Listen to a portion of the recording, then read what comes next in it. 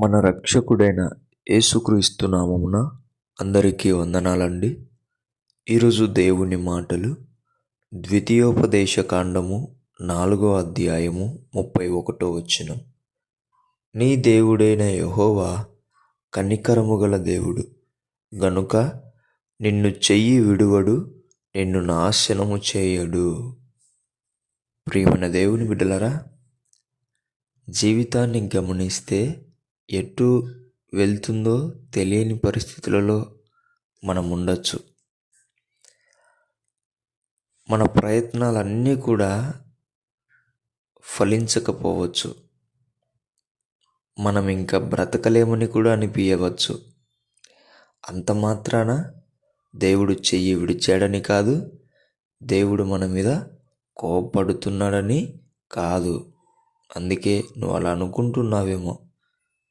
అయితే ఆయన అంటున్నాడు, నీ దేవుడైన యెహోవా కనికరము గలవాడు, నిన్ను చెయ్యి విడువడు, నిన్ను నాశనము ఎన్నటికీ ఎప్పటికీ చేయడు. గుర్తుపెట్టుకో దేవుని బిడ్డ. కాబట్టి ఎప్పటికీ కూడా నీవు ఏదో ప్రమాదం జరుగుతుందని, ఏదో నష్టం జరుగుతుందని దేవుని మీద నిందలు వేయకూడదు. తప్పు. ప్రేమైన దేవుని బిడ్డలారా, ఎప్పటికైనా సరే ఆయన కనికరము గల దేవుడు, ఆయన జాలిగల దేవుడు. నిన్ను ఎప్పుడు పట్టుకొనే ఉంటాడు, నిన్ను ఎప్పుడు విడువడు.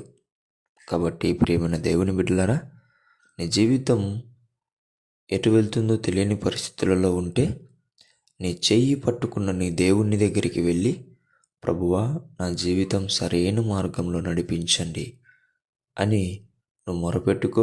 దేవుడే నిన్ను నడిపిస్తాడు. ఆమెన్. దేవుడి మాటలను దీవించునుగాక. ప్రార్థించుకుందాం. దేవానికి వందనాలు, స్తోత్రాలయ్యా. నీ బిడ్డలు జీవితం ఎలా ప్రయాణిస్తుందో కూడా తెలియని గందరగోళ పరిస్థితులలో జీవిస్తూ ఉంటున్నారు ప్రభువా. అటువంటి బిడ్డలను దర్శించి నీవే సరైన మార్గంలో, వారికి చక్కని మార్గంలో త్రోవ చూపించి నడిపించమని యేసు నామములో ప్రార్థిస్తున్నాం తండ్రి. ఆమేన్.